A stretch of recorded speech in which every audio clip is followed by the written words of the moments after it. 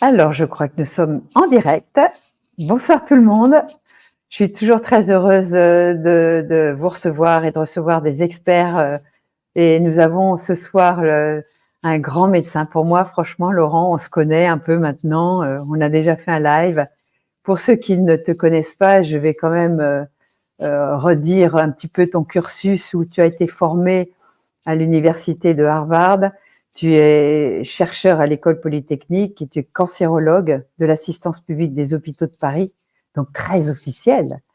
Et tu as consacré ta vie au développement des traitements novateurs et non toxiques du cancer. Et en plus, tu as créé un groupe de physiciens, mathématiciens, biologistes et médecins dont le seul but est de comprendre pour guérir. Et ça me va très bien. Alors, tu nous sors un livre qui s'appelle Le bleu de méthylène, chez Thierry Soucard. Alors, Thierry Soucard, il faut dire que c'est mon éditeur, je suis très contente. Je n'ai aucun conflit d'intérêt, je vous préviens tout de suite. Il se trouve que j'aime beaucoup ces éditions parce qu'ils vont bien sélectionner leurs auteurs. Et il se trouve que à chaque fois que je cherche un livre intéressant pour comprendre la santé et la maladie, je me dis, ah bah zut alors, c'est encore Thierry Soucard qui l'a édité. Donc voilà. Et quand j'ai lu ton livre, d'abord, je le trouve passionnant. Tu vois, je l'ai corné de partout, j'ai stabiloté. Je me disais, bon, un livre sur le bleu de méthylène. Je pensais que j'allais m'embêter. Et je me suis pas embêtée du tout. Et je trouve que c'est un livre extrêmement engagé. Là, tu te mouilles quand même. Hein. Tu t'es mouillé.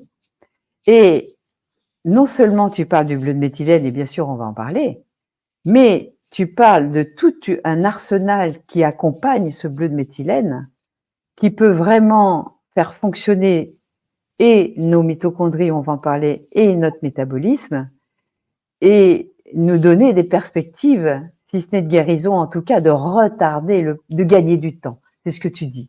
C'est un livre qui va vous faire gagner du temps. Parce que quand on avance en âge, toi comme moi, on le sait que l'avenir, il se rétrécit, et on s'aperçoit que le temps, c'est de la vie. Et merci de nous faire gagner du temps avec ce type d'ouvrage, Le bleu de méthylène, que j'invite tout le monde à lire parce que il est très très riche d'informations. Mais on y va. On va d'abord. Quelle est ton intention quand tu écris ce livre et surtout pourquoi tu l'appelles Le bleu de méthylène? Je te remercie de m'avoir présenté sous un angle aussi flatteur. Non, mais c'est la réalité. Non, je suis aussi intimide. Il se passe plusieurs choses. La première, ça fait 40 ans que je fais de la cancéro ou à peu près. On a l'impression qu'on a compris le cancer. Point à la ligne. Que le cancer est une maladie du sucre, du métabolisme, et que c'est lié à l'excès des électrons. Si tu permets, je reprends un petit peu là-dessus pour que les gens Pas de problème. ne soient pas perdus. Il y a une discussion entre médecins, entre scientifiques qui est sans fin. Est-ce qu'il y a des milliers de cancers différents, de sites, d'origine, de grades qui sont différents et chaque cancer est différent? Ou est-ce qu'au fond, c'est la même bête partout, avec de temps en temps des cancers plus agressifs qui vont tuer rapidement, ou d'autres qui sont des cancers d'évolution plus lente? Ce que nous voyons, nous, en tant que médecins, c'est que si vous faites un PET scan, c'est-à-dire si vous injectez dans une veine du sucre radioactif, ça va se fixer dans le cancer, que ce soit un cancer de la prostate, un cancer du sein ou un cancer du poumon. Dans tous les coups, vous allez avoir une augmentation de la captation du sucre. Et c'est ce qu'on appelle dans notre jargon de scientifique l'effet Warburg. Ça, dans les années 2000, sous l'aide de Luc Montagnier, qui avait travaillé sur les virus qui jouaient sur le sucre, on a compris que le cancer est une maladie de la fermentation. Et depuis, c'est repris dans toute la littérature, à droite, à Oui, mais il gauche. faudra que tu expliques le mécanisme de cette fermentation. C'est très important, je trouve. Je vais y venir. D'accord. Le cancer capte le sucre, c'est ce qu'on voit dans les PET scans. Donc, on voit que ça se fixe sur la tumeur. Il n'arrive pas à le brûler. Et quand ça ne brûle pas, ça s'appelle une fermentation. Il se fait de la masse et la cellule se divise en deux. Ce que l'on comprend, c'est qu'une cellule, soit elle brûle et ça fait de l'eau et du gaz carbonique. C'est ce qui se passe quand on fait du jogging. On fait pas de la masse. Soit elle brûle mal. C'est ce qu'on appelle la fermentation dans le langage courant, et il va y avoir une création de masse et la cellule va se diviser en deux. Ça, c'est ce que l'on comprend. La couche suivante, ça a été de comprendre que cette fermentation était due aux électrons. Alors, je ne vais pas rentrer dans trop de détails parce que sinon je vais perdre tout le monde à Oui, l'heure mais c'est important quand même, puisque finalement, c'est ce qui nous donne notre énergie et comment elle se transforme. Moi, quand j'étais jeune écolier, il y avait le bonhomme qui avait découvert la machine à l'eau, le moteur à eau. On mettait de l'eau et puis la voiture tournait. Ça n'a jamais marché. Mais nous, toi, moi et les autres, sommes des marchons en faisant de l'eau. La réaction chimique la plus puissante qui soit, celle qu'on utilise pour faire des, des fusées, c'est de l'hydrogène, de l'oxygène, ça fait de l'eau et c'est ça qui fait partir la fusée. Et toi, moi, on prend les protons, les électrons à l'alimentation, on le lie à l'oxygène, on fait de l'eau et c'est ça qui nous fait tourner. Et toute la biochimie du corps, c'est de ralentir cette réaction chimique pour qu'on n'explose pas. Si tout se passe bien, on fait du gaz carbonique et de l'eau, on brûle et on fabrique de l'eau. On ne fait pas de masse, tout va bien. Et si cette réaction ne se fait pas bien, alors il y a fermentation, fabrique de masse, la cellule va se diviser en deux parce que les électrons vont faire des grosses molécules comme des membranes, comme de l'ADN et ainsi de suite. Ce qu'on a compris, c'est que la machine qui nous constitue, toi, moi ou les autres, ceux qui nous écoutent, sont des machines électroniques. Et ça n'avait pas été vu par les biologistes parce que ça n'est pas leur culture de voir de la physique quantique partout, des électrons, des protons, des neutrons. Tout ça, c'est des choses qui n'ont pas l'habitude. Pourtant, on étudie à l'école le cycle de Krebs. Oui, mais le cycle de Krebs, qui est une façon de brûler, ce n'est qu'un immense circuit électronique. Et c'est comme ça que ça marche. Et ça, c'est le génie d'un des mathématiciens qui en bosse, qui s'appelle Romain Attal, qui est à la Cité des Sciences. Ça a été de comprendre qu'au fond, tout ce que nous décrivait dans les diagrammes extrêmement compliqués où une mère perdrait ses enfants, que tout ça, ça n'est que de l'électronique et que toi, moi, la façon dont on fonctionne, c'est de l'électronique. Donc, je résume, soit notre cellule brûle, les électrons vont se lier à l'oxygène pour faire de l'eau avec les protons, soit elle brûle mal, et ces électrons, ces protons ne vont pas se lier à l'oxygène pour une raison X, Y ou Z, et ça va faire de la masse. Et le bleu de méthylène, le dioxyde de chlore, le régime cétogène et tout ça, c'est une façon d'avoir moins d'électrons et donc moins de masse. Ça n'est que ça. Donc, je résume, tous les cancers fermentent, ça c'est clair, c'est admis maintenant depuis, mettons, 15 ans. Cette fermentation, elle est liée à une question électronique, c'est une diminution, pour parler scientifiquement, de la conductivité électrique mitochondriale, et il nous faut enlever ces électrons qui sont responsables de la croissance tumorale. Alors là, vous avez des armes. La première, c'est la chimiothérapie, parce qu'elle a aussi une forme d'efficacité. Il y a le bleu de méthylène, il y a le dioxyde de chlore, il y a le régime cétogène, il y a le fait de faire de l'exercice, tout ça, ça va au même point. Donc moi, je me trouve à un moment où je suis, comme on dit poliment, en fin de carrière, hein. Je viens d'avoir 66 ans, donc à un moment où, au fond, on essaie de clore les choses et les faire le plus propre possible. Et ce que j'essaie d'expliquer dans ce livre, c'est que voilà, le cancer, c'est ça, c'est pas autre chose, je n'ai pas choisi, c'est comme ça. Et voilà, on a une gamme de traitements, dont ce bleu de méthylène dont je parlais avant. La question pour les malades, c'est quelle dose, combien de temps, en association avec ceci ou cela, et avec toutes les incertitudes qu'il y a dans les processus qui ne sont pas finis, les essais ne sont pas faits, les doses sont incertaines, les cancers sont tout de même, il y a des plus ou moins agressifs, donc on ne va pas mettre la même dose à un cancer agressif qu'à un cancer qui ne l'est pas, comment on combine, et ainsi de suite. Alors, pourquoi est-ce qu'on va fabriquer une tumeur? Parce que tous les jours, il y a des cellules cancéreuses qui naissent et qui sont évacuées par l'apoptose, c'est-à-dire la mort cellulaire. Il y a tout un circuit qui fait que ça ne s'installe pas. Qu'est-ce qui fait que ça s'installe? Alors, Il y a plusieurs choses que tu dis. Un, tous les jours, on fait des tumeurs. Ça, c'est du Non, pas discours. des tumeurs, des petites cellules cancéreuses qui Oui, sont éliminées. ça, c'est du discours du café C'est du ce copain. qu'on nous dit. Bon, Oui, c'est d'accord. ce qu'on nous dit. Moi, je ne les ai jamais vus. Personne ne les a jamais vus, donc je ne sais pas si c'est vrai ou pas.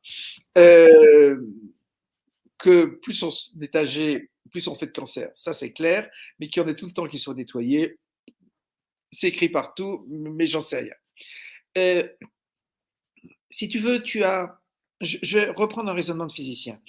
Euh, le cancer, pour ceux qui en ont vu, ça a toujours la même tête. C'est dur, c'est étoilé, c'est tout ce que tu veux, mais ça se diagnostique à l'œil. Après, tu peux le regarder au niveau de la cellule. Un cancer, c'est une cellule qui se divise en deux, et ainsi de suite. Puis tu vas aller regarder plus petit, et au microscope, et en biochimie, tu vas retrouver des anomalies génétiques et tout ce que tu veux. Et si tu vas au plus petit qui soit, aux électrons, tu as dans tous les cancers une augmentation de la pression électronique. Tout ce qui cause le cancer, c'est comme ça que ça marche. Tous les gènes, et c'est ce que m'avait raconté Luc Montagnier à l'époque, tous les gènes qui te donnent le cancer sont des gènes qui jouent sur la pression électronique, les agents cancérigènes jouent là-dessus, et ainsi de suite. Et ce que l'on a compris, et ce que les autres n'avaient pas vu, c'est qu'au fond, il y a des médicaments vieux, anciens, bon marché, tout ce que tu veux derrière, qui sont capables de lever cette pression électronique et qui sont sans danger. Lesquels? Alors, le dioxyde de chlore, le bleu de méthylène, le sport. Il y a plein de données, par exemple, sur le sport. Quand vous faites du sport, ben vous allez brûler. Vous n'allez pas faire de masse, vous allez brûler. Et il y a plein de données qui ont été faites de gens qui ont été divisés en groupes comparables, qui ont des cancers du sein, du sport versus pas de sport, même efficacité avec la chimiothérapie, mais c'est pas le même coût et c'est probablement pas les mêmes effets secondaires.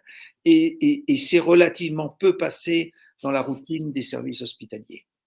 Après, il y a le problème de l'alimentation que tu connais, j'oserais même Oui, dire. mais les personnes ne les connaissent pas forcément parce que tu parles d'une masse et on sait que l'insuline est une hormone, bien sûr, qui permet de faire rentrer le sucre dans les cellules, mais qui est aussi une hormone de croissance. Et je pense que quand on mange trop sucré, cette hormone de croissance va faire croître peut-être ce type de tumeur. Non, mais tu as tout à fait raison. Nous, on avait pris à l'époque des prépuces d'enfants. Euh, Ça avait été fait à l'INSERM à Clermont. On avait récupéré des cellules là-dedans. Et quand on les met en contact d'insuline et de sucre, ça cancérise. Je veux dire, mais si tu vas au détail de l'action de l'insuline, ça va jouer sur les problématiques électroniques. Tu as D'accord. plein de choses qui donnent le cancer, mais toutes, à un moment ou à un autre, vont entraîner une fermentation qui est causée par des problèmes électroniques. Donc, tu te retrouves avec quelque chose qui est analysable, dosable, calculable et ainsi de suite. Donc finalement, quand tu parles de cancer, c'est une maladie à la fois métabolique. Quand on parle de métabolisme, ben, on va parler de notre mode de vie. Et dans notre mode de vie, ça va être qu'est-ce que tu manges. Et d'ailleurs, je te dis, le chemin de l'aliment, c'est le même chemin que celui du médicament. Hein. C'est aussi comment je bouge, puisque je vais mettre de l'énergie dans mon corps. Si je ne brûle pas, que je vais m'asseoir sur mon canapé après toute la journée et que je ne vais pas oxygéner, je crois que d'après ce que j'ai compris, le bleu de méthylène est un auxiliaire des mitochondries. C'est un oxydant. Attends, tu permets, tout ce que tu dis est totalement vrai. Tu as une machine qui s'appelle le corps humain et tu veux qu'elle ne fasse pas de masse. Donc la première chose que tu veux faire, c'est limiter l'apport en nourriture, évidemment, sauf si la personne est cachectique, euh, diminuer l'apport en sucre. Alors, est-ce qu'il faut diminuer complètement le sucre, partiellement le sucre? C'est des débats scientifiques dans lesquels on rentrera peut-être après. Tu veux faire brûler, en faisant brûler, ben, tu fais faire de la marche à pied. Moi, je demande aux patients de faire 5 ou 10 km par jour. Évidemment, s'ils le peuvent, il y a plein de données. Et après, tu veux utiliser des médicaments qui vont faire brûler. Alors, un des sujets qui est difficile, c'est que beaucoup de médicaments sont décrits comme des antioxydants, alors qu'ils sont des oxydants. Ça fait partie de ces erreurs de biochimie qu'on trouve partout. L'acide lipoïque, l'hydroxycitrate, enfin les molécules que moi j'utilise, ce sont des oxydants. Et une donnée que si les gens peuvent comprendre, il faut brûler. Et les molécules doivent aider à brûler. Et ce qu'on nous décrit comme des antioxydants sont en réalité, dans les conditions humaines, des oxydants. Le Parce bleu que de moi, on m'avait appris que l'acide alpha-lipoïque, c'était l'antioxydant au niveau des mitochondries qui ne s'oxydait pas avec les autres antioxydants, enfin un truc comme ça. ça, c'est du pipeau non scientifique. D'accord. Ça, aux concentrations données, dadadi, dadada, enfin tout ça c'est modulo de la science, mais ce sont des oxydants, ça fait brûler. Et c'est comme ça que ça marche. L'oxydation, c'est la vie. Ce qu'il faut, c'est oxyder. Je vais te donner un exemple relativement simple. Alors, j'ai des cheveux blancs, mais si j'avais 20 ans et des cheveux blancs, c'est que je me serais mis de l'eau de Javel sur les cheveux. Et tu veux empêcher, enfin, comment je vais être clair?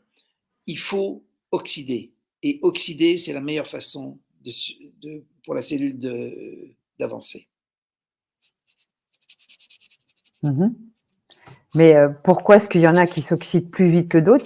Il y a des familles qui ont des cheveux blancs plus tôt. Il y a quand même Bien sûr, peut-être un bien sûr. petit peu de génotype là-dedans. Et c'est pas parce que tu comprends que ton phénomène est une histoire d'oxydoréduction que ça t'empêche pas qu'il y a des gens qui sont plus fragiles que d'autres. Tu as des gens qui sont plus fragiles psychologiquement, tu as des gens qui sont plus fragiles pour le cancer, tu as des gens qui sont plus fragiles économiquement. Enfin, on n'est pas tous du même bois. Euh, et clairement, l'alimentation, les cancérigènes, ça va avoir plus d'effet sur les gens qui sont les plus fragiles. Et les plus fragiles, ce sont ceux qui gèrent mal leur stress oxydoréductif. Mm. Ce que Alors, j'essaie, attends, mm, tu permets juste 2 secondes. oui, bien J'essaie de sûr. dire, on en est à un stade où, grosso modo, le cancer est compris. Et au fond, on ne sait pas très bien quoi faire ou comment le gérer. Moi, je suis médecin, j'aime beaucoup les mathématiques, mais je ne suis pas un leader d'opinion au sens, je ne suis pas un industriel et je n'ai pas de cacahuètes à vendre. Enfin, l'argent n'est pas mon sujet. Donc, la seule chose qu'on puisse faire, c'est mettre ça sur la table commune. Et mettre sur la table commune, c'est quelle dose, quel traitement, et voilà ce qui peut marcher. Pour espérer que cette institution qu'on a en face de soi se mette à bouger. Il est inadmissible que les essais sur les différentes approches du cancer n'aient jamais été faits. Moi, ça fait depuis largement 20 ans que je me bats pour que les essais soient faits. Alors, à l'époque, c'était l'acide lipoïque hydroxycitrate. Je me suis pris, comme on dit, des portes closes, les unes derrière les autres. Et les gens, ils savent très bien que le traitement du cancer marche que partiellement. Et au fond, moi, la seule chose que je peux faire, c'est mettre ça sur la table pour que les gens puissent avoir une chance d'améliorer les traitements. Alors, le problème de ce bleu de méthylène, puisque moi je l'ai cherché aussi, c'est que soit il faut une prescription, alors qu'avant, moi je me souviens en pharmacie, on trouvait le Colu bleu, tu as dû connaître, qui Oui, était en vente libre. Pourquoi est-ce que maintenant on ne trouve plus de bleu de méthylène? Parce que tu fais la différence entre le bleu de méthylène pharmaceutique et le bleu de méthylène chimique, parce qu'on sait que le bleu de méthylène, en général, il ramasse tous les métaux qu'il a autour, il capte tout. je ne sais pas, c'est un vrai problème. Tout le monde en parle, mais je ne le sais pas. C'est clair qu'on voudrait du bleu qui soit sans métaux lourds. En France, il y a des pharmacies qui, s'il y a une ordonnance de fait, mettent le bleu en gélule. Et c'est Et du c'est un bleu, bleu chimique, bleu pharmaceutique, nickel. pauvre en métaux. D'accord. Euh, Maintenant, il y a sur des blogs et plein de gens qui prennent du bleu acheté sur Amazon, dont je n'ai aucune idée du danger ou de la propreté. Elle est peut-être très bonne, j'en sais rien. Hmm. Mais avec ordonnance, dans les pharmacies, enfin certaines pharmacies donnent du bleu. Mais une des choses que je voudrais arriver à faire, mais je ne sais pas faire, c'est qu'un industriel pharmaceutique se lance dans la commercialisation du bleu. On voit tous les drames du Doliprane actuellement, qui était français, que Sanofi veut vendre et que ceci, cela, et qui fait un chiffre d'affaires énorme. Le bleu peut faire un chiffre d'affaires majeur c'est pas à moi de faire ça, c'est pas mon boulot, c'est pas mon centre d'intérêt, mais il y a pour un industriel qui a une forme de courage un marché majeur. Donc, appel à des industriels qui peuvent être intéressés par la commercialisation de bleu de méthylène. Mais comme en France, il faut une ordonnance, comment tu fais quoi, pour commercialiser dans, partout, même si c'est en pharmacie, que ça soit en vente libre? Parce qu'il y a quand même des contre-indications aussi. De ce que j'ai compris de ce qu'on m'a dit sur la juridiction, c'est ni légal ni illégal. C'est-à-dire que tu n'as pas forcément besoin d'ordonnance. C'est aux pharmaciens d'estimer cela. Ceci dit, il y a des médecins qui prescrivent du bleu et en même temps, tu as tout ce que tu veux comme circuit parallèle qui essaye de regarder la valeur du traitement et qui raconte tout sur Telegram ou ainsi de suite, ça marche pas. Moi, ce qui m'a frappé là-dedans, je viens du monde du cancer, moi j'ai le cancer au bout des doigts, je veux dire, je connais la musique. J'ai regardé toutes les autres maladies. Et dans tout ce qui est psychiatrie, il y a de la donnée en essai randomisé, clair, net, précis, pour la schizophrénie, la dépression, les bipolaires, enfin tout ce genre de problèmes. Et il y a plein de données qui sont évidentes. Et si vous regardez sur la souris, il n'y a pas une maladie, grosso modo, où on n'ait pas testé le bleu et une forme d'efficacité. Alors moi, c'est là-dedans que je me suis engouffré, parce que c'est mon côté plus scientifique. C'était au fond, quel est le point commun entre la schizophrénie, la dépression, le cancer ou le Parkinson. Et pour nous, scientifiques, ça ramène au même mécanisme d'action. Et on voit bien d'une certaine façon, quand on vieillit, on peut être des vieillards fringants, qu'on va tous devenir, toi et moi, dans 20 ans, mais on peut aussi choper le Parkinson, l'Alzheimer, le cancer, et va savoir si tu te prends l'un ou l'autre, parce qu'au fond, le mécanisme d'action de la vieillesse, de l'Alzheimer, du cancer et tout ça, c'est toujours la même chose. Et c'est pour ça que le bleu marche partout.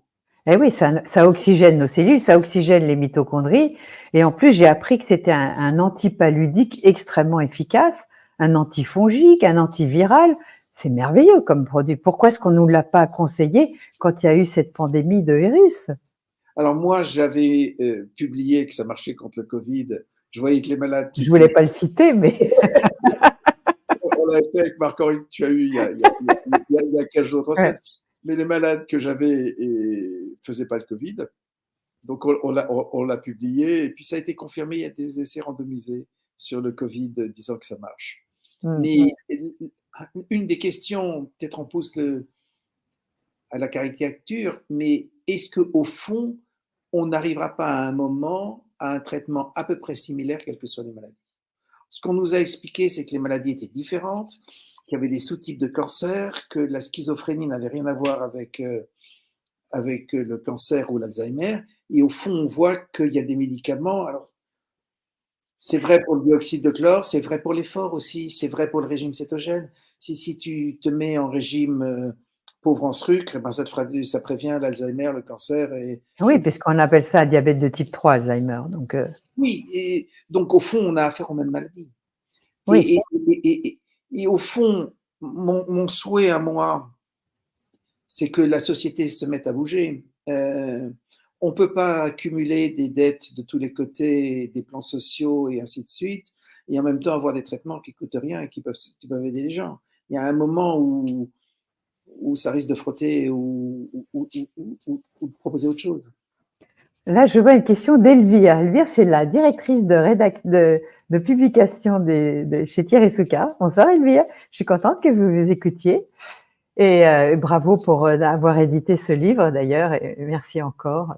Je trouve que vous publiez de très bons livres. Et elle dit, est-ce que le bleu est utilisé actuellement en psychiatrie ou bien on en reste aux études fondamentales?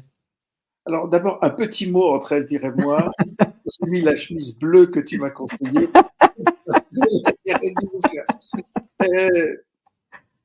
En psychiatrie, les essais ont été faits. Et il y a littéralement une dizaine d'essais randomisés qui sont tous positifs. Il ne s'est rien passé derrière. Parce qu'il y a le marché des antidépresseurs, ces molécules-là qui valent plus cher et qui sont certainement avec plus d'effets secondaires. Moi, ce qui m'a toujours frappé, c'est l'incapacité qu'ont les autorités de santé à bouger quand il se passe quelque chose d'aussi lourd que ce qu'on raconte. Alors, je voulais, parce que c'est très important, je trouve, il y a page 68 et 69, cette histoire d'eau. On revient toujours à l'eau, puisqu'on est en volume, on est à 99% d'eau. Et tu dis qu'un être humain synthétise l'équivalent de 2 verres d'eau par jour, ce que les biologistes appellent l'eau métabolique, hein, pour reprendre le langage des chimistes. Les protons et les électrons sont oxydés pour former de l'eau métabolique. Et là, tu nous parles de cette réduction et de la cellule qui va devoir combiner à d'autres molécules comme le NAD ou le NADP. C'est important, je trouve, d'en parler de ça. Est-ce que tu peux développer? Bon, ça revient à ce que j'essayais d'expliquer Oui, avant. mais j'aimerais que tu l'expliques. Nous sommes une machine à eau. Ouais, C'est comme ça, je ne l'ai pas choisi. Ça devient de la vie voilà. des trucs. Et Et l'eau, c'est c'est la pas vie. à Ouais. nous, c'est bête, c'est comme ça. Soit on brûle, on fait du gaz carbonique et de l'eau, il ne se passe rien. Si les électrons ne trouvent pas leur cible, qui est l'oxygène, qui est le produit le plus oxydatif qui soit, pour dire enfoncer une porte ouverte, ces électrons vont aller vers des molécules de transport qui s'appellent le NAD ou le NADP, H en l'occurrence, et ça va entraîner la synthèse. Ce qu'on a compris, c'est que ce qui explique la biologie, c'est pas les subtilités du génome, c'est beaucoup trop compliqué ce truc-là. C'est tu brûles ou tu synthétises. Si tu brûles, tout va bien, il n'y a pas de problème. Si tu synthétises, eh bien là, tu vas avoir les problèmes. Ça s'appelle un syndrome inflammatoire dans l'inflammation, ça s'appelle les plaques amyloïdes dans l'Alzheimer, ça s'appelle une cellule qui se divise en deux, ça s'appelle les dépôts aussi dans la schizophrénie ou ainsi de suite. Dans toutes les maladies, il y a de la synthèse. Dans toutes les maladies, il y a un problème électronique. C'est pour ça que dans toutes ces maladies, le bleu marche. Et alors, pourquoi est-ce qu'on va faire un cancer de l'estomac, de l'intestin, du foie, du pancréas, etc. Pourquoi y a-t-il cette disparité dans l'expression de cette maladie? Puisque c'est une maladie mitochondriale et métabolique, qu'est-ce qui fait qu'on va déclencher? Alors, il y en a qui parlaient de la symbolique des organes. Est-ce qu'il y a, toi, tu as une réponse par rapport à pourquoi le sein, pourquoi, tu vois? Je veux dire, on n'est pas égaux. Oui. Donc, on a une fragilité plus importante de l'estomac ou de je ne sais trop quoi d'autre, qui fait que le cancer va se localiser là. Mais c'est de la même façon que. C'est tout de la même façon. Pourquoi est-ce que certaines personnes pètent un câble plus que d'autres? Il y a quand même le psychosomatique qui doit rentrer en ligne de compte. Oui, mais le psychosomatique, c'est du métabolisme. Si tu vois les gens énervés, tu vois que le cortisol monte, l'adrénaline monte, ça fait monter l'insuline. Oui, tout ça. Et le glucose. Ouais. Et tout ceci, c'est la même chose. Donc, quand on résume, parce que tu as fait un résumé, page 147, de ton protocole. J'avais parlé du protocole Bredesen au tout début de mes lives sur YouTube, parce que Bredesen a mis un protocole finalement pour activer nos mitochondries et qu'elles fonctionnent bien. Et toi, ton protocole va cibler non seulement le métabolisme, mais aussi les mitochondries. Et donc, tu donnes tout. Mais je trouve que c'est génial, quoi. Tu dis combien de bleu de méthylène il faut. Alors, il y en a qui me disent qu'il y a des métaux lourds. Alors, ça va être compliqué de choisir quand même le bleu qui soit pas intoxiqué aux métaux lourds.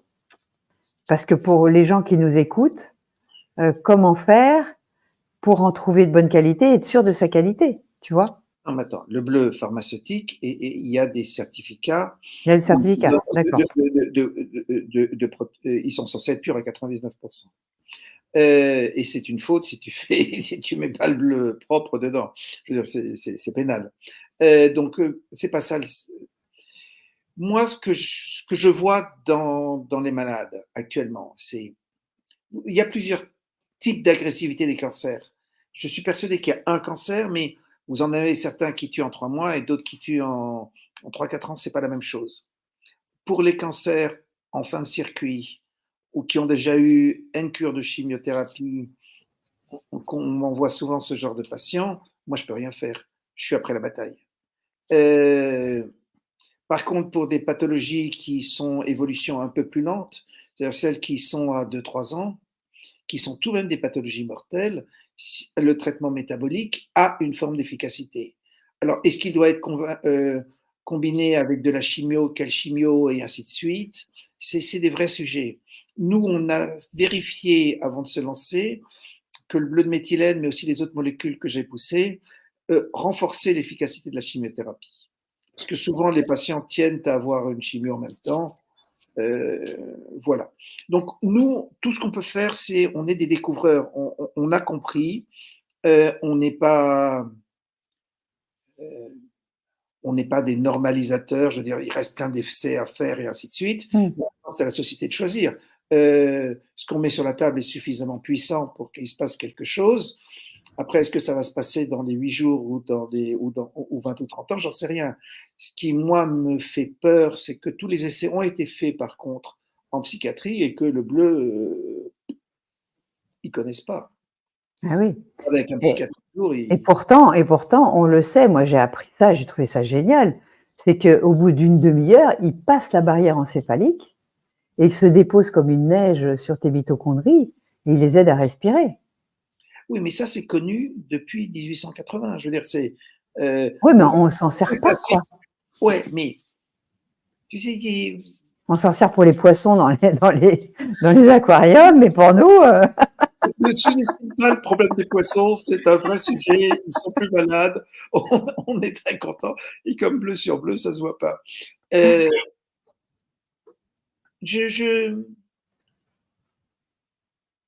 qu'on a est un vrai changement. C'est une vraie bouffée d'espoir.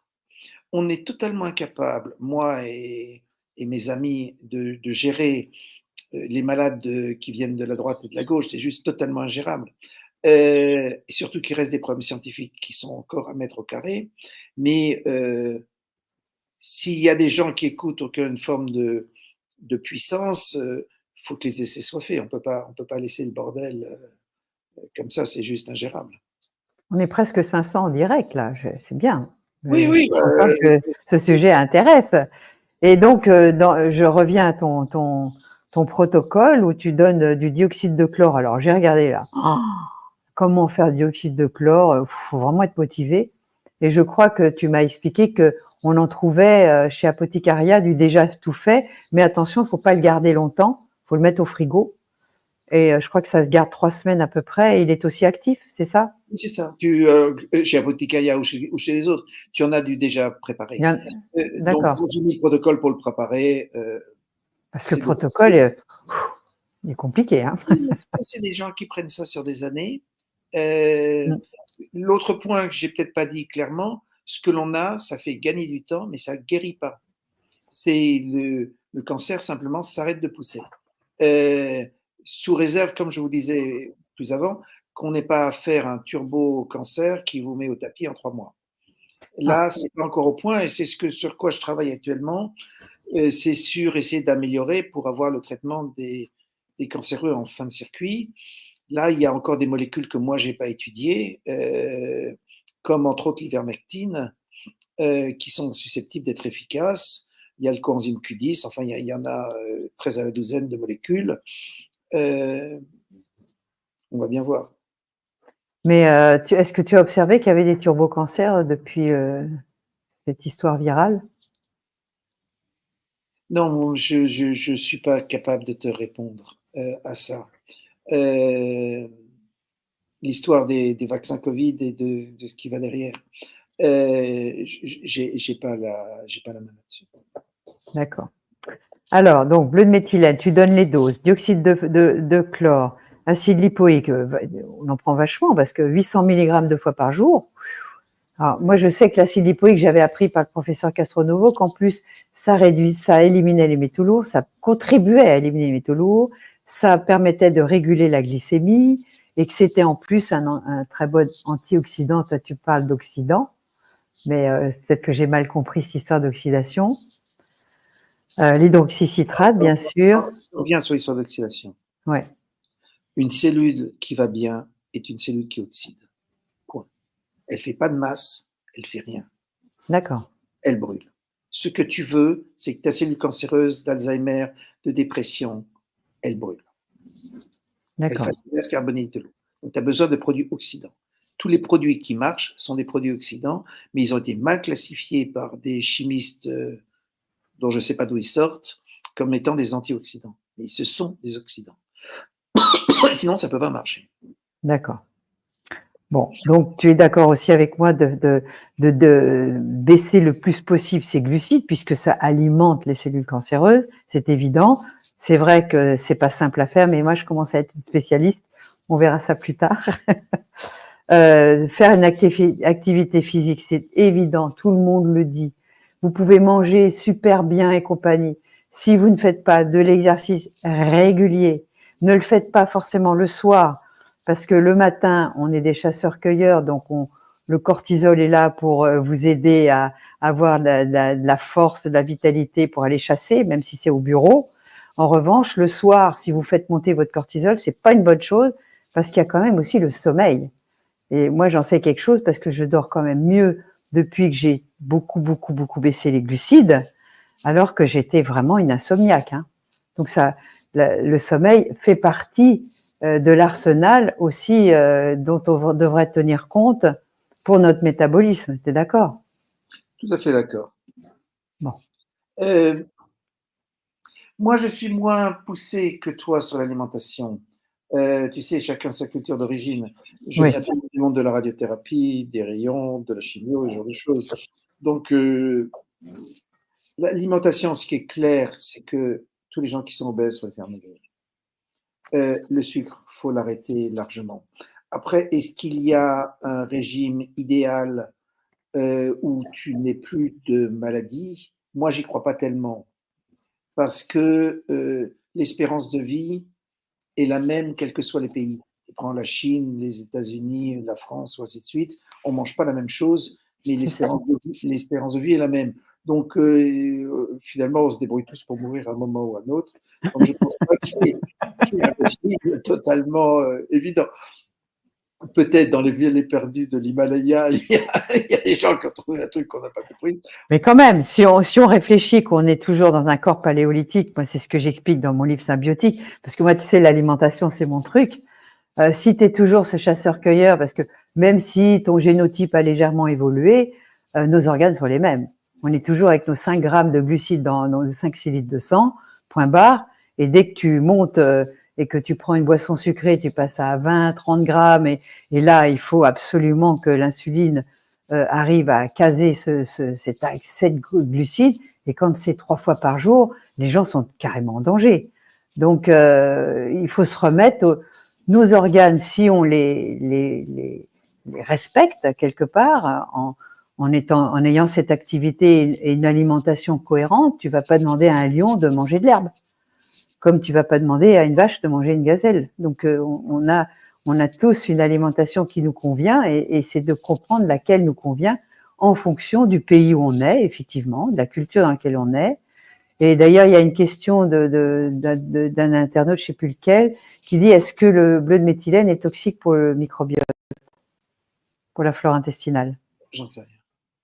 Moi, je ne crois pas, parce que j'en ai pris, et ayant un ventre extrêmement délicat, au contraire, ça me faisait plutôt du bien.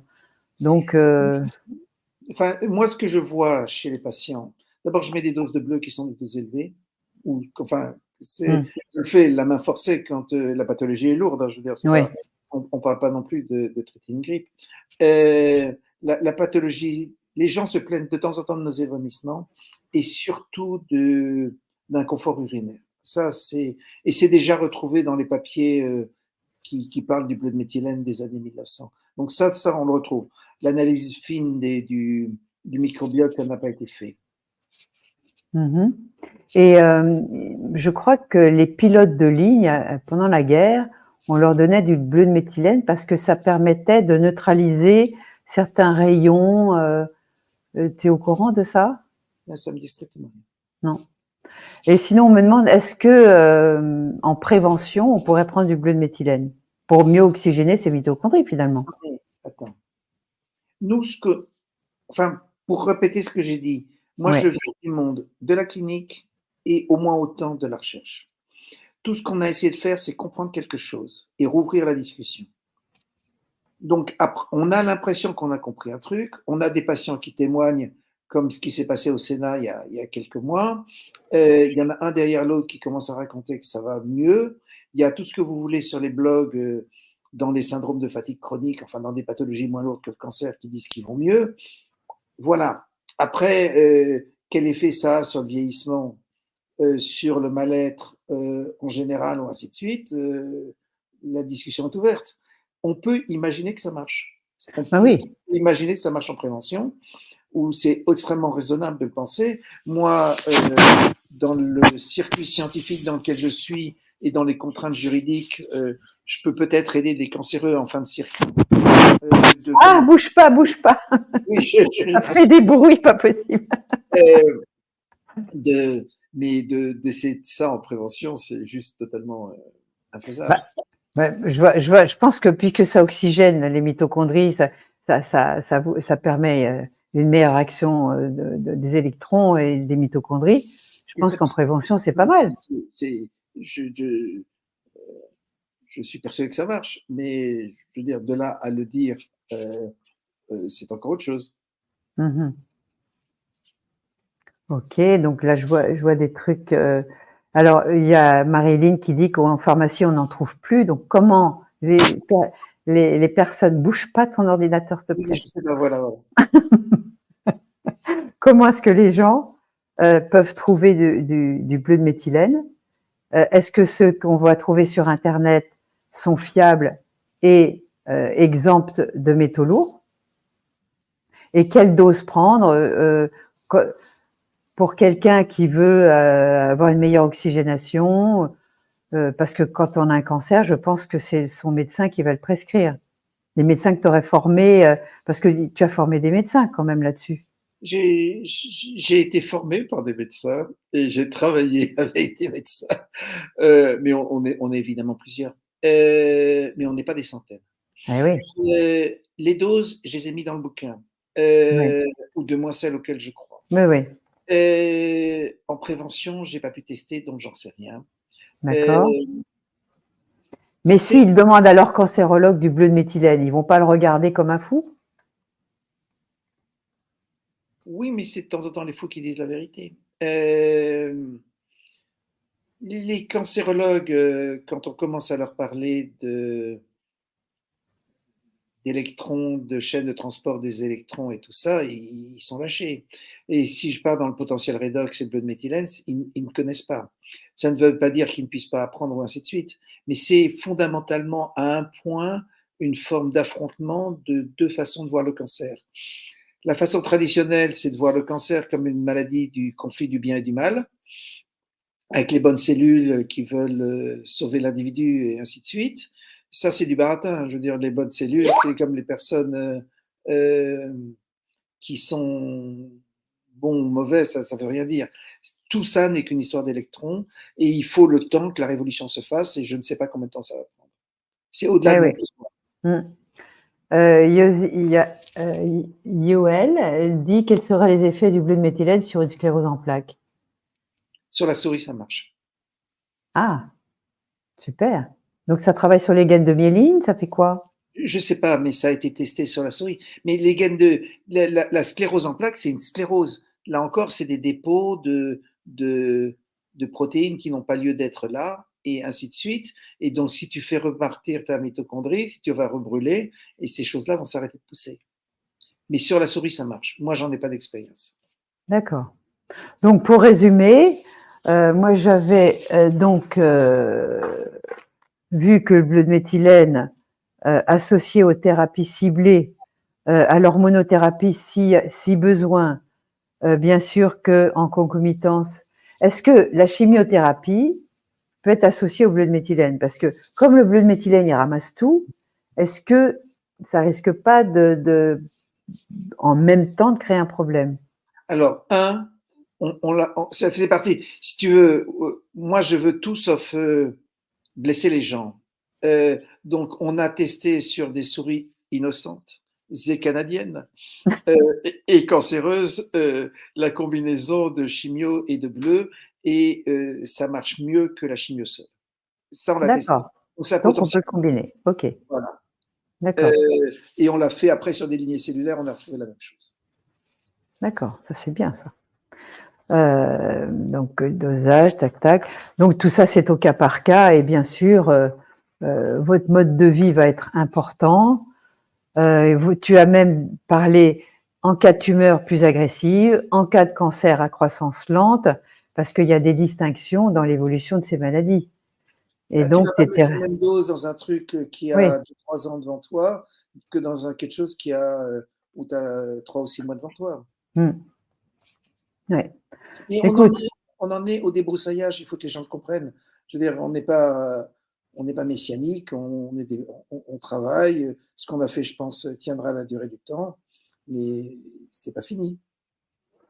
donc on a compris que c'est une maladie, le cancer est une maladie métabolique. Qui dit métabolisme dit alimentation, dit mode de vie, dit attention aux intrants chimiques que vous allez avaler, les métaux que vous avez en bouche. Enfin, il y a tellement d'éléments qui nous empoisonnent aujourd'hui. On est dans un monde chaotique, vous avez remarqué, et je pense que c'est important de comprendre qu'il va falloir tout révolutionner, de notre agriculture à notre industrie agroalimentaire et aussi à notre médecine. Parce qu'on ne peut pas aujourd'hui accepter qu'une maladie ait un médicament. C'est pas possible. Pourquoi est-ce qu'on est malade et comprendre le terrain et comprendre que ce métabolisme, il dépend de nous, hein, et qu'on a un arsenal de remèdes pas chers, normalement pas chers, t'es d'accord, qui ne coûtent Oui, pas bien des sûr. milliers d'euros et à la société et à nous-mêmes, et que même la sécurité sociale pourrait faire des économies avec des protocoles. Hein. Si tu veux, nous, ce qu'on fait, c'est qu'on a ouvert le truc. On a un truc, ça a l'air de marcher. Ça a été publié il y a 100 ans, à droite, à gauche. Ça marche sur les souris, ça marche sur les chiens. Et il y a des malades les uns derrière les autres qui témoignent. Ça, c'est le premier truc.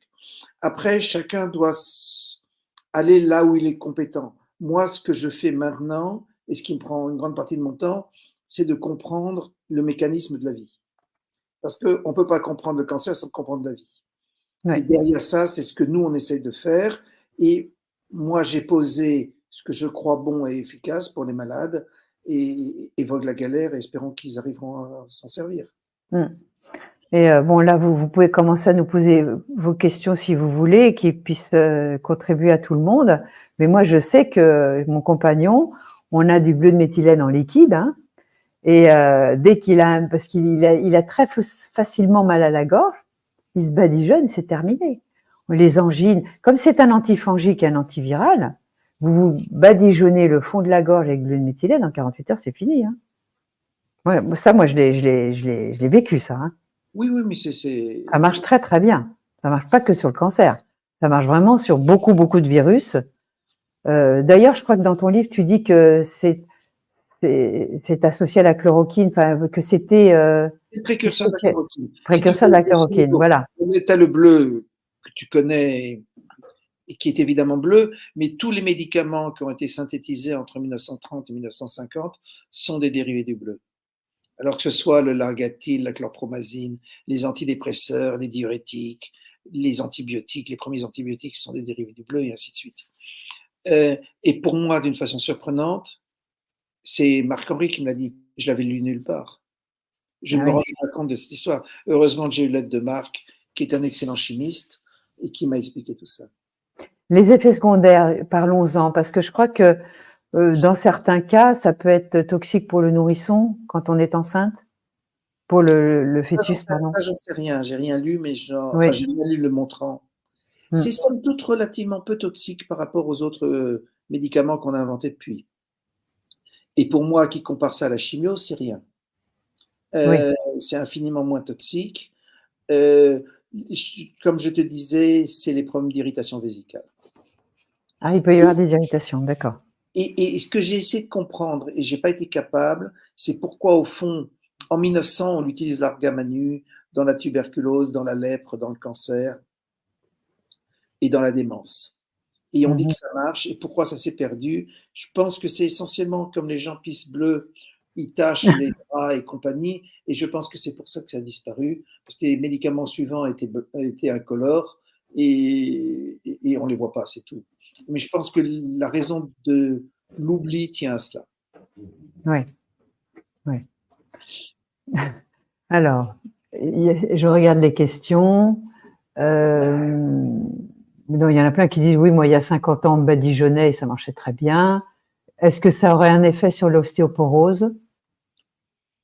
Tu sais pas. Oui. Toi, tu étais vraiment ciblé dans effectivement la maladie, le cancer, etc. Donc ça, on peut pas répondre. C'est à vous d'essayer. Puisque, on va dire, au niveau de la respiration cellulaire, au niveau de la respiration des mitochondries, ça passe la barrière encéphalique en même pas 30 minutes. C'est un antifongique. Moi, je vois pas où pourraient être à la fois les effets secondaires, et ça ne peut que contribuer, au contraire, à se sentir mieux, non? Mais faut pas non plus en abuser, faut pas en prendre tout le temps, c'est tout. Quand tu mets les gens sous bleu, ils ont un coup de boost. Voilà, ça donne un coup de boost en Ça. plus. Et tu te promènes sur les sites Telegram ou tout ce que tu veux, ils racontent tout ça. Donc, clairement, ça marche. Après, c'est la vraie question, qu'est-ce que ça donne sur le vieillissement? Moi, je suis On vous le dira ça dans 20 ans. mais je suis persuadé qu'il y a des gens qui l'ont regardé. Il y a toujours ce fantasme là aussi que le vieillissement est quelque chose de compliqué et sur lequel on ne peut rien faire. Ah, si, on peut. Attends, on voit bien quand même. Moi, je suis désolée, je suis plus vieille que toi, je suis dans ma 69e année. Et depuis que je me suis prise en main, que je m'oblige à faire de l'exercice physique tous les jours, que je gère mes glucides en fonction de mon polymorphisme à moi, que je règle mes stress psychosomatiques parce que je me stresse très facilement. Tous ces éléments-là peuvent vraiment nous donner plus de vitalité, en tout cas donner de la vie aux années. Je ne sais pas si je vivrai jusqu'à 100 ans, je m'en fous. Moi, ce que je veux, c'est de la vie aux années, et ça, c'est important. Oui, mais je dis, c'est une approche, mais tu rajouterais du bleu là-dessus, ou les gens rajouteraient du bleu là-dessus, probablement ça augmenterait tout ça. Maintenant, si tu veux pas vieillir, que tu diminues, que tu fasses plus de sport, que tu fasses un footing ou je ne sais trop quoi le matin, Le vélo. et que tu manges pas de sucre, et que tu prennes un peu de bleu. Ça peut aller bien. Parce que là, je vois plein de questions. Est-ce que ça marche sur les acouphènes? Est-ce que ça peut régler la tension artérielle? On ne peut pas le savoir. C'est une maladie. Les maladies métaboliques sont reliées à votre mode de vie. Si vous avez de l'hypertension, c'est qu'il y a un problème avec votre alimentation. Vous mangez certainement trop de glucides, c'est évident, et il va falloir voir un médecin fonctionnel qui va vous aider à faire un certain nombre d'analyses comme le HOMA Quickie, c'est-à-dire glucose, insuline, votre glycation, le HbA1c, etc. Et donc, si vous arrivez à bien régler votre organisme, je vois pas pourquoi vous seriez hypertendu. Moi, j'ai tellement de gens qui étaient hypertendus qui, quand ils ont commencé à gérer leur métabolisme, la tension, elle redevient anormale. L'homéostasie, votre corps, il demande que ça, se réguler et être en homéostasie. C'est tout ce qu'il veut, votre corps. Hein. Ouais, un petit jeune, et j'avais fait Un petit jeune, absolument, un petit jeune séquentiel. fini avec le vitaliseur. Le vitaliseur, on va dire, c'est une façon de cuire. Je veux pas en faire de pub parce que je veux pas avoir de conflit d'intérêt dans ce genre d'échange. Mais c'est vrai que moi, ce que je veux, c'est manger avec beaucoup de nutriments qui soient intacts quand je les mange, parce que je me fais plaisir, mais je veux au moins que ça nourrisse mes mitochondries et mes cellules. Voilà. Hein, donc c'est vrai que on nous a tellement inculqué un mode de vie délétère où maintenant les aliments sont ultra transformés. Il y a le scandale des PFAS qui sont des polluants éternels, qui sont dans l'eau, qui sont partout. On vous en a collé dans vos poêles, on vous en a collé dans vos biberons. Donc c'est évident que c'est compliqué aujourd'hui de manger simplement. Marion. Oui. Alors, enfin, j'essaie toujours de dire à mes patients ou aux gens que je connais qu'il faut se mettre du côté de l'espoir. Je veux dire, Bien sûr, bien les sûr. emmerdements, on les voit tous, et la Mm, société dingue, on la voit tous. mm, Là, on a une ouverture vers autre chose. mm. Que nous, au fond, ne savons gérer que les équations et les pathologies lourdes, parce qu'on ne peut pas faire ça sur des acouphènes ou des trucs comme ça. Mais au fond, maintenant, c'est à d'autres de prendre le flambeau. Et Oui. là-dedans, il y a des problèmes humains, en veux-tu, en voilà, et il y a des problèmes sociétaux, en veux-tu, en voilà. Mm. Euh, Nous, ce qu'on cherche maintenant, c'est l'explication de la vie en une phrase. Ça, c'est l'étape suivante de ce sur quoi j'aimerais finir ma carrière. Eh oui, parce que toi, tu es en contact avec des malades. Donc, moi, je sais que si j'étais touchée par cette maladie, je serais hyper stressée parce qu'elle fait peur, cette maladie. Et je trouve que tu nous encourages avec ton livre, tes livres d'ailleurs, parce que tous les deux, il y a le bleu de méthylène, mais il y a aussi le cancer, la fin d'une maladie de civilisation, c'est ça? Oui, c'est pas. Voilà, ça donne de l'espoir, mais effectivement, ça va pas se faire tout seul. Il va falloir vous prendre en main. Tout ce que vous avez appris, peut-être qu'il va falloir le revoir, et pour justement être à l'écoute d'un corps qui ne demande qu'une chose, c'est d'être en bonne santé, d'être en bonne régulation et en bonne homéostasie, c'est tout. C'est pas compliqué, mais le chemin pour aller vers cette simplicité est complexe. C'est vrai. C'est le chemin de la révolution. La révolution n'est jamais simple. Il faut faire des choix. Ah, tiens, mon chat qui se réveille. Tiens, je vais vous montrer mon beau chat. Je vais faire comme le docteur Mouton. Hein, il est beau, hein, mon chat.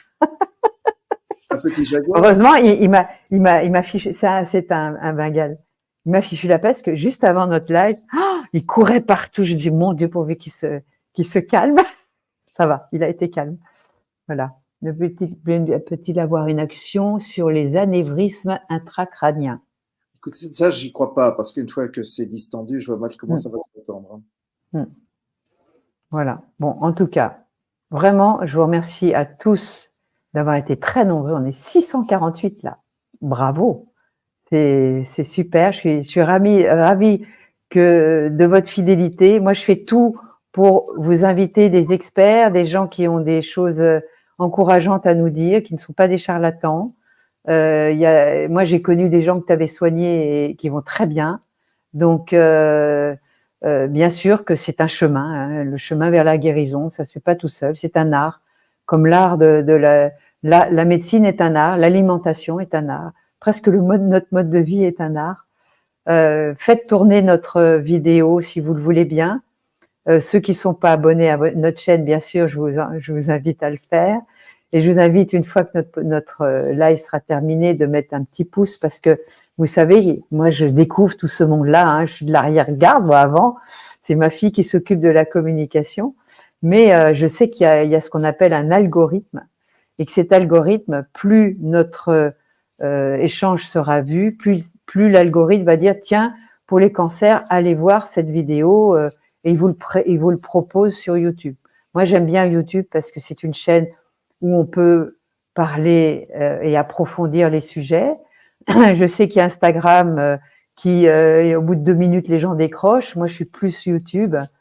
Et je sais aussi que nos amis de Facebook nous regardent aussi en ce moment. Et en tout cas, merci de votre fidélité. Et puis, passons le message. C'est encourageant. On peut, si on se prend en main, aller bien. Je vous le certifie. J'espère que dans 20 ans, j'aurai 88.